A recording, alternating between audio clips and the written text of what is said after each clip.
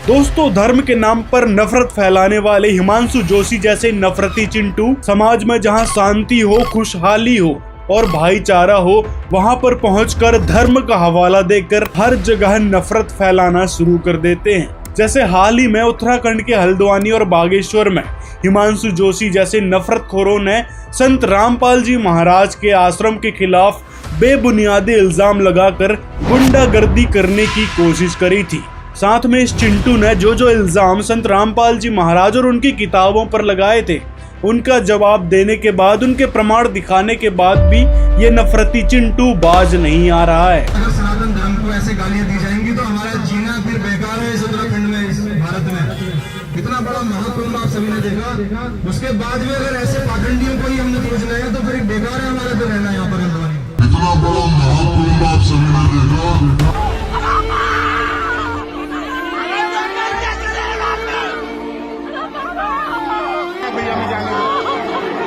लेकिन ना तो गंगा मैया ने पुकार सुनी, ना ही महादेव ने, ना ही ब्रह्मा विष्णु ने। इतना बड़ा महाकुंभ आप सभी ने देखा।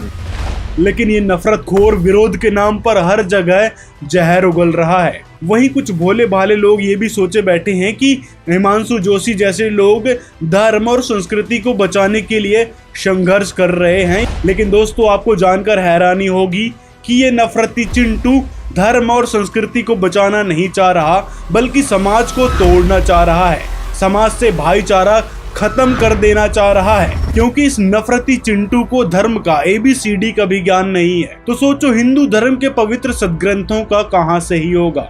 और शास्त्रों में लिखी जानकारी न होने के कारण ही ये समाज में विष घोलने का काम कर रहा है। लोगों को बेवकूफ मत बनाओ कि हिंदू हिंदू के नाम पे। तो ये दुर्दशा है इस उत्तराखंड की कि बिना धरने के, बिना आंदोलन के, शिकायत करने के बावजूद भी अगर कार्रवाई नहीं हो रही है। और इसी प्रकार इसने कई तरह की घटिया मानसिकता को लेकर उत्तराखंड में प्रचलित RSS यानी राष्ट्रीय स्वयंसेवक संघ, जो कि उत्तराखंड में बहुत प्रचलित है, इसकी आड़ में लोगों को ठगने के लिए RSS यानी राष्ट्रीय सेवा संघ नाम का एक फर्जी संगठन बनाया। इस फर्जी संगठन में जुड़ने के लिए जबरन वसूली करता है। इसी के कारण साल 2024 में अल्मोड़ा में इस पर FIR भी दर्ज हुई थी, जिसमें हिमांशु जोशी पर जबरन वसूली सहित कई सारे मुकदमे लगे।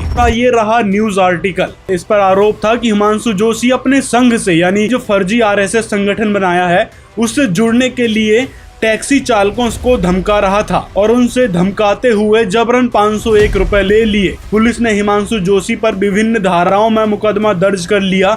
वही हिमांशु जोशी ने पुलिस से बदसलूकी भी की थी, जैसे कि आप इस वीडियो में देख सकते हैं। पड़ाव की चौकी वसूली कर रहे हो यार, कोई दिक्कत नहीं, हम बता देंगे कोर्ट में किसके नाजायज ले रहे हैं, क्या ले रहे हैं, हमारे खाते में जाता है ट्रस्ट के। ठीक है, ये है, शिकायत कर रहे हैं ना टैक्सी स्टैंड। ये देखिए आप लोग।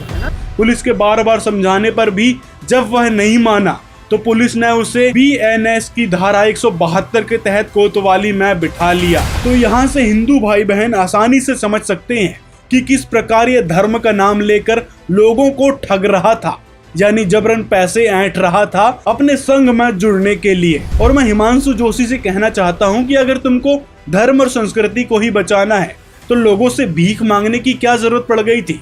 बेच देते अपनी जमीन जायदाद घर की और फिर लग जाते धर्म कर्म में। ऋषि महर्षि भी तो यही करते थे, जंगलों में साधना करते थे।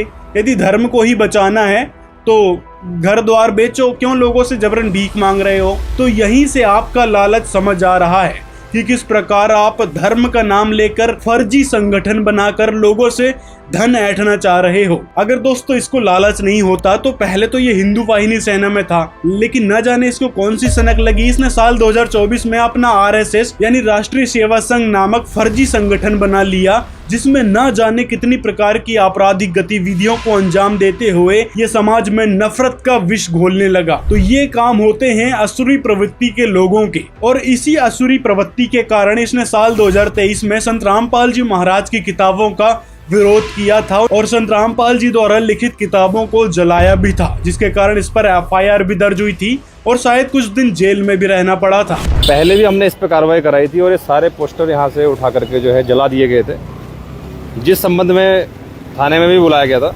लेकिन फिर भी ये नफरतखोर सुधरा नहीं, बार बार संत रामपाल जी महाराज के ज्ञान का विरोध करता रहा।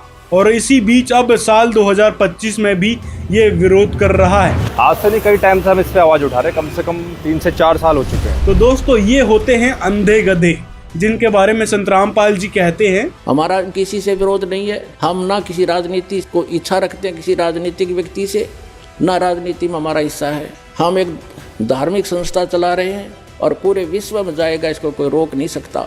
जैसे इस मार्ग का कोई विरोध करेगा, भगवान का मार्ग है ये, इसमें कोई बाधक बनेगा वो अंधा गधा होगा, अंधा गधा।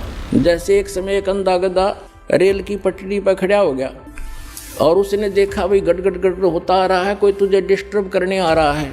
जिधर से उसने आहट सुनी उधर दोनों पैर कर लिए पिछले और दलुत्ती पिना ली कि मुझे कोई छेड़ेगा। होता राजा बना खड़ा था बीच में, उसने ये नहीं मालूम था कि तू खुद गलत स्थान पर खड़ा है, को रेल के मार्ग में खड़ा है तू। जब ट्रेन निकट आई उसने अपनी शक्ति दिखाई, दोनों दलुत्ती चलाई और ट्रेन में पटक कर टुकड़े टुकड़े कर दिया भाई। तो पुण्यात्माओं, इस परमात्मा कबीर जी के मार्ग में ये अंधे गधे हैं जो बाधक बन रहे हैं। समय आएगा परमात्मा इनको वो सजा देगा, याद रखेगा इनकी कई पीढ़ियों तक, और पूरा विश्व याद करेगा ऐसे जालिम लोगों ने जो भगवान के मार्ग में बाधा करते हैं। इन्हें मदद करनी चाहिए।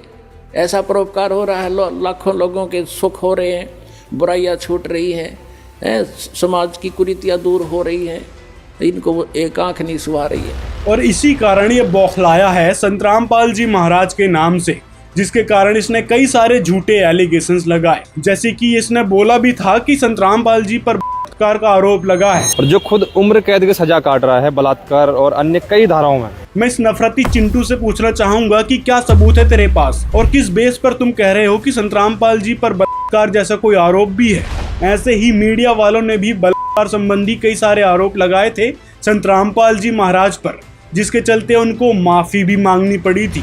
देखिए अमर उजाला का ये अखबार यहाँ पे 26/8/2017 में इसने छापा था, जिसमें इन्होंने कई सारी चीज लिखी थी संत रामपाल जी महाराज के बारे में। लेकिन फिर 27/8/2017 में फिर इसने माफी भी मांगी थी कि रामपाल जी पर दुष्कर्म का कोई आरोप नहीं है, रामपाल पर दुष्कर्म की चर्चा तथ्यात्मक नहीं है, इसका खेद है। इसी प्रकार दूसरी खबर ये देखिए दैनिक भास्कर की है, यहाँ पर भी आसाराम के प्रकरण से रिलेट करके संत रामपाल जी महाराज पर दुष्कर्म यानी बलात्कार से रिलेटेड आरोप दिखाया गया था। लेकिन उसके लिए भी अगले दिन उन्होंने माफी मांगी कि रामपाल जी पर नहीं है दुष्कर्म के आरोप। तो इसी से इसकी मानसिकता को समझ सकते हैं कि किस प्रकार ये समाज में रहकर और समाज के लोगों को ही लड़ाकर एक दूसरे का दुश्मन बना रहा है। ऐसे लोगों को समाज में रहने का बिल्कुल भी हक नहीं है। इसी प्रकार इसने और भी संत रामपाल जी पर एलिगेशन लगाए थे और कहा था कि संत रामपाल जी महाराज के आश्रमों में अवैध रूप से महिलाओं को ले जाया जाता है। यहाँ से बहन बेटियों को ले जाया जा रहा है हरियाणा में या अन्य राज्यों में जो है जहाँ पे इनके आयोजन हो रहे हैं, और इतनी लड़कियां यहाँ से गायब हो रही हैं, महिलाएं गायब हो रही हैं। इसके पीछे ये भी तो कारण हो सकता है। तो बड़ा आक्रोशित है मन आज, मैं आप सभी को बताना चाहता हूँ। मैं इस नफरती चिंटू हिमांशु जोशी से पूछना चाहूंगा कि क्या सबूत है तेरे पास जो इस प्रकार के गंभीर आरोप संत रामपाल जी महाराज पर चिल्ला चिल्ला कर लगा रहा है, उनके आश्रमों पर लगा रहा है। पहली बात तो दुष्टता की हद पार कर दी है इस नफरतखोर ने कि किस प्रकार समाज में ये झूठ बोल बोल कर विष घोलने की कोशिश कर रहा है। जो इल्जाम तुम लगा रहे हो, क्या आप संत रामपाल जी के कभी आश्रम गए भी हो? क्योंकि संत रामपाल जी के आश्रम में जो भी जाता है वो अपने परिवार के साथ जाता है और उसी दिन वापस भी हो लेता है, और वो भी जाता है समागम के दिन, या तो संत रामपाल जी महाराज के बोध दिवस, या फिर जून में आ रहा है परमेश्वर कबीर साहिब जी का प्रकट दिवस, जहाँ पर 3 दिवसीय समागम होता है। और जितने भी समागम होते हैं हर चीज के लिए परमिशन विशेष रूप से ली जाती है और कानून के दायरे में ही रहकर पूरा आयोजन किया जाता है, जिसमें लाखों की संख्या में लोग आते हैं। अब सबूत तो तेरे को दिखाना ही पड़ेगा कि सबूत क्या है और किस बेस पर तू कह रहा है। तो दोस्तों कहने का मतलब है कि इसने संत रामपाल जी पर जो जो एलिगेशंस लगाए थे उसके बारे में इसके पास कोई सबूत नहीं है, केवल ये लोगों को भड़काना चाह रहा है संत रामपाल जी महाराज के नाम से, और इसी कारण इसने ये सारी झूठी अफवाह फैलाई है कई तरह की। साथ में इसको पता भी है कि ज्ञान गंगा पुस्तक में जो लिखा है वो हमारे सदग्रंथों से प्रमाणित है, हमारे ग्रंथों में ही वो कथा लिखी है, क्योंकि हमने पिछली वीडियो में इसको बता दिया था लेकिन ये फिर भी नफरत का बीज लगातार बो रहा है समाज के लोगों में। इसी प्रकार इसने जो है बरवाला का मास्टरमाइंड संत रामपाल जी को बताया था। पुलिस पे ही गोलियां चलवाने वाला रामपाल उसी के चक्कर में अंदर है, बरवाला हत्याकांड का मास्टर। तो इसके बारे में भी इसने वही फर्जी मीडिया चैनलों से जो वीडियोस देखी थी उसी के हवाले से बोल रहा है, जबकि उन मीडिया चैनलों में जो भी अफवाहें फैलाई गई थी, सारे के सारे जो इल्जाम लगाए गए थे उनसे रिलेटेड कोई केस बना ही नहीं है संत रामपाल जी पर। और जो केस बने थे संत रामपाल जी उन सभी में बाइज्जत बरी हो चुके हैं। जैसे कि आप इसमें देख सकते हैं, ये रहे कुछ न्यूज़ आर्टिकल। जो इल्ज़ाम लगे थे वो बेबुनियाद साबित हुए हैं। जैसे कि ये बंधक बनाने वाला केस संत रामपाल जी पर लगा था, उसमें भी संत रामपाल जी बाइज्जत बरी हो चुके हैं। आगे देखिए, इसमें जो है संत रामपाल जी महाराज को बंधक बनाने व सरकारी काम में बाधा डालने, इन दोनों मामलों में निर्दोष बरी कर दिया गया है। इससे रिलेटेड ये आर्टिकल है।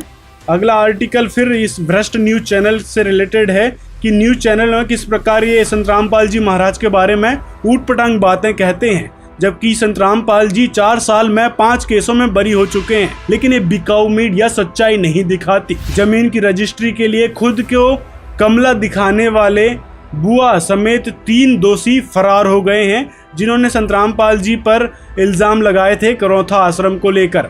ऐसे ही रामपाल जी पर 2 और मामले थे, सरकारी काम में बाधा डालने और बंधक बनाने, तो उनमें भी संत रामपाल जी बाइज्जत बरी हो चुके हैं। अगला केस देखिए, यहाँ पर 2021 का है ये। ड्रग्स मामले में रामपाल सहित 5 बरी। कोर्ट बोला सिर्फ दवाइयाँ मिलना अपराध नहीं है। यानी मीडिया ने जो फर्जी अफवाह फैलाई थी कि संत रामपाल जी के आश्रम में की दवाइयाँ मिली, कई तरीके की और शक्तिवर्धक दवाइयाँ मिली, तो इससे स्पष्ट होता है कि संत रामपाल जी महाराज के आश्रमों में ऐसी कोई गतिविधि नहीं हुई थी। ये सरासर मीडिया के द्वारा चलाई गई एक भ्रामक खबर थी और पुलिस वालों ने फर्जी केस दर्ज कर लिया था। तो संत रामपाल जी इस केस में भी 2021 में बाइज्जत बरी हो चुके हैं। इसी प्रकार करौथा में जो रामपाल जी पर आरोप लगा था गोलीकांड और हत्या वाला, तो उसमें भी संत रामपाल जी बाइज्जत बरी हो चुके हैं। और इसी प्रकार धार्मिक भावनाओं को भड़काने के हिसाब से FIR दर्ज करवाई है कुछ भक्तों के खिलाफ। उसी प्रकार पहले भी संत रामपाल जी और उनके कुछ भक्तों के खिलाफ धार्मिक भावनाओं को भड़काने के लिए FIR दर्ज करवाई गई थी। तो उस केस में भी संत रामपाल जी बाइज्जत बरी हो गए हैं और उनके साथ जो भी जिन लोगों का नाम उन नफरती लोगों ने लिखवाया था FIR में, वो भी बरी हो चुके हैं। ये देख सकते हैं आप, संत रामपाल जी को बड़ी राहत, धार्मिक भावनाएं भड़काने के केस में डिस्चार्ज कर दिया गया है। यहाँ पर एक और केस में फिर संत रामपाल जी बाइज्जत बरी हो गए हैं। करौथा में सतलोक आश्रम के लिए अवैध तरीके से भूमि अर्जन करने का आरोप लगा था, उसमें भी संत रामपाल जी बाइज्जत बरी हो गए हैं। यानी कि जो जो इल्ज़ाम इन नकली गुरुओं ने लगाए थे या फिर पुलिस वालों ने फर्जी FIR काटी थी, सभी केसों में संत रामपाल जी बाइज्जत बरी हो चुके हैं। इसी प्रकार जो भी अभी केस चल रहे हैं वो भी फर्जी और बेबुनियाद हैं, उसको लेकर भी कार्रवाई जारी है और जल्द से जल्द संत रामपाल जी बाइज्जत बरी ही होंगे, क्योंकि वो सारे इल्ज़ाम फर्जी जो हैं, जैसे ये इल्ज़ाम फर्जी थे, इसी प्रकार आगे जो भी इल्ज़ाम उन पे लगे हैं सारे के सारे बेबुनियाद और फर्जी हैं, जिनका कोई सबूत दूर दूर तक नहीं मिल रहा है। बस तारीख पर तारीख आगे देते जा रहे हैं और देशद्रोह से रिलेटेड तो कोई केस बनता ही नहीं है। दिखाओ जरा कोई ऐसा प्रमाण कि संत रामपाल जी ने देशद्रोह जैसा कोई काम किया हो। संत रामपाल जी के मुख्य उद्देश्य देख लो। संत रामपाल जी समाज सुधार के लिए कितना योगदान दे रहे हैं, समाज सुधार के लिए कितनी सारी मुहिम चला रहे हैं। इसी प्रकार एक और है, रामपाल केस में खराब जांच के लिए कोर्ट ने पुलिस को फटकारा। अगला आर्टिकल ये भी है कि धोखाधड़ी मामला है, रामपाल सहित 4 आरोपी बरी, 3 दोषी करार। मतलब यहाँ पे जमीन की धोखाधड़ी वाला फिर वही है, उसमें भी संत रामपाल जी बाइज्जत बरी हो गए हैं। तो इससे स्पष्ट होता है दोस्तों, संत रामपाल जी महाराज और उनके शिष्य हमेशा ही कानूनी प्रक्रिया का पालन करते हैं, कभी भी कानून का उल्लंघन नहीं करते, हर काम कानून के दायरे में रहकर ही करते हैं। लेकिन ये सरकार और पुलिस फिर भी हमें कोऑपरेट नहीं करते। ये लिख नहीं सकते हिंदू साहिबान नहीं संजय गीता के तुम महिमा पढ़ना कैसे लिख दिया? अरे नहीं लिख सकते तुम ऐसे बैठा बंद गया। चलो क्या इसको भी करो। वहीं दूसरी तरफ ऐसे गुंडे लोग जो धर्म का नाम लेकर वसूली करते हैं, समाज में नफरत का विष घोलते हैं, उनकी बात बड़े अच्छे से सुनी जाती है।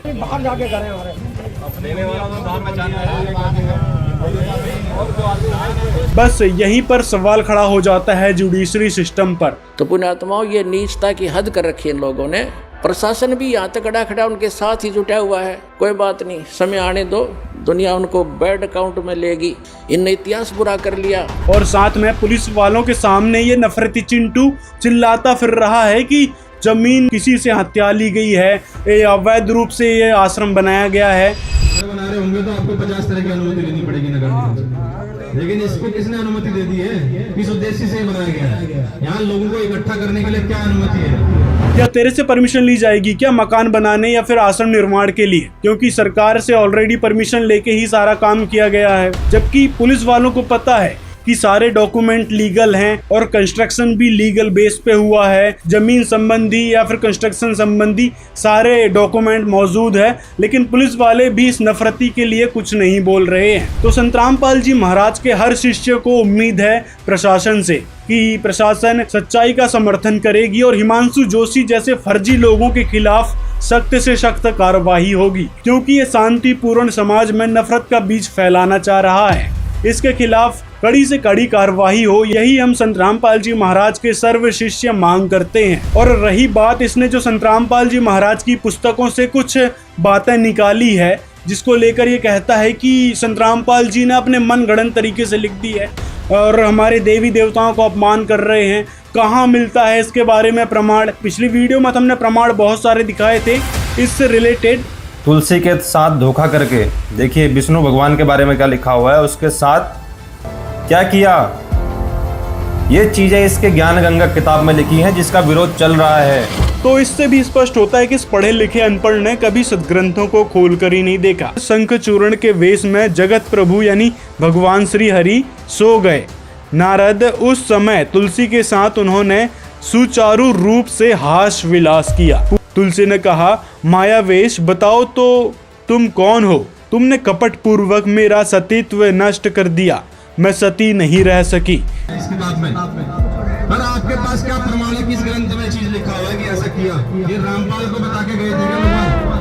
अच्छा, रिमिक्स आइटम है ये। तो ये था इस नफरतखोर चिंटू हिमांशु जोशी का पूरा सच प्रमाण के साथ। तो आप सभी से निवेदन है, इस वीडियो को ज़्यादा से ज़्यादा शेयर करें, अपनी राय कमेंट में भी ज़रूर बताएं। मिलते हैं अगले वीडियो में।